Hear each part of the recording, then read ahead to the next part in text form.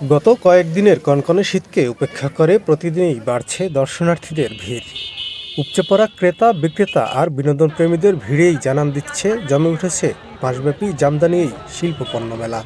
নতুন প্রজন্মের কাছে দেশীয় জামদানি সম্পর্কে পরিচিতি ও মসলিন খ্যাত ঐতিহ্যবাহী জামদানি শাড়ির বাজার সম্প্রসারণের লক্ষ্যে বরিশালের গৌরনদীতে শুরু হয়েছে মাসব্যাপী জামদানি শিল্পপণ্য মেলা। মেলায় জামদানি শাড়ির পাশাপাশি দেশীয় বিভিন্ন পণ্যের পসরা সাজিয়েছেন দোকানিরা। ফলে জামদানি শিল্পপণ্য মেলা এখন অনেকটা বাণিজ্য মেলায় পরিণত হয়েছে। দীর্ঘদিন যাবৎ উৎসবের আমেজ থেকে বঞ্চিত গৌরনদীবাসী যেন প্রাণ ফিরে পেয়েছে মেলার কারণে। গৌরনদীতে এরকম একটা বিনোদনমূলক মেলা বলেন আর মানুষের জমায়েত বলেন কখনোই মানুষ পায়নি। এক হিসেবে বিনোদনহীন এবং প্রতিবন্ধী হিসেবে সবাই বড় হতে যাচ্ছে, কিন্তু এই মেলাটা হওয়াতে আমার মনে হচ্ছে গৌরনদীবাসী, গৌরনদীর জনগণ, আবাল বৃদ্ধা বনিতারা সবাই মনে হচ্ছে একটা নতুন প্রাণ পেয়েছে।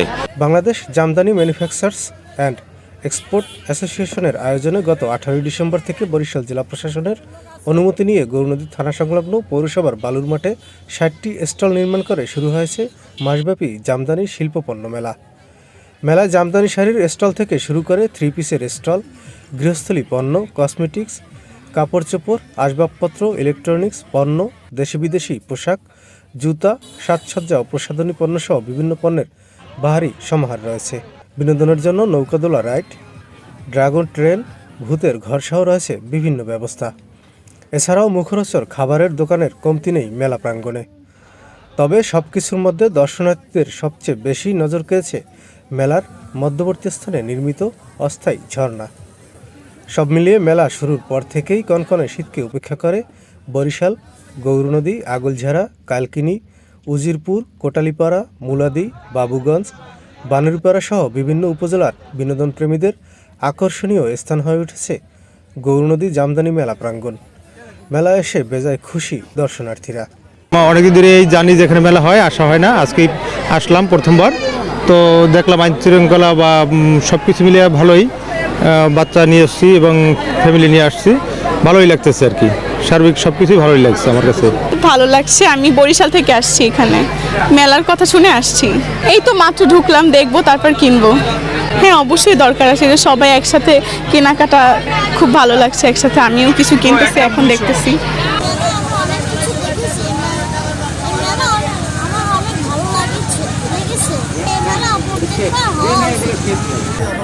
ভালো লাগছে। আয়োজন মাঝে মধ্যে এ ধরনের আয়োজন থাকা উচিত মানুষের। আমি মূলত কাশীপুর থেকে এসেছি, বরিশালের। মেলায় আসছি, ঘোরাফেরা করেছি, প্রত্যেকটা দোকানে ঘুরেছি, দেখেছি, দাম জিজ্ঞেস করেছি। দামটা হ্যাঁ মোটামুটি রিজনেবল প্রাইজে। মফস্বলে এরকম মেলা খুবই দরকার, কারণ এইটাই আমার মনে হয় বরিশাল এই গৌরনদী প্রথম বাণিজ্য মেলা। এরকম বারবার প্রত্যেক বছর আসুক, সেটা গ্রামের মানুষ উপভোগ করুক, কারণ অনেকেই আছে শহরে যাচ্ছে না, গ্রামে ঘুরতে পারছে, এটাই ভালো। বলবো একবার হলেও ঘুরে আসেন, দেখে আসেন, ঘুরে আসেন, কিছু কেনাকাটা করে আসেন, এটাই বলবো আমি। করোনার পর থেকে যাবৎকাল বিনোদনের জন্য তেমন কোনো ব্যবস্থা হয়নি এই অঞ্চলে। দীর্ঘদিন পরে হলেও গৌরনদীতে মাসব্যাপী মেলা শুরু হয়েছে।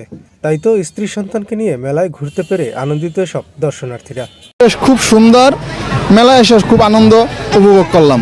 খেলাধুলার অনেক বিনোদন এখানে আছে, কিন্তু সব কটায় উঠতে পারি নাই, এখন উঠবো। দেশের বিভিন্ন প্রান্তে মেলা আয়োজনের অভিজ্ঞতার আলোকে গৌরনদীবাসীকে বিনোদন দেওয়ার জন্যই এই মেলার আয়োজন করা হয়েছে। মেলার আনন্দ যেন পরিবারের সবাই মিলে একসাথে উপভোগ করতে পারে, সেজন্য মেলায় অশ্লীলতার কোনো ছিটেফোঁটাও নেই বলে জানিয়েছেন মেলার এই আয়োজক।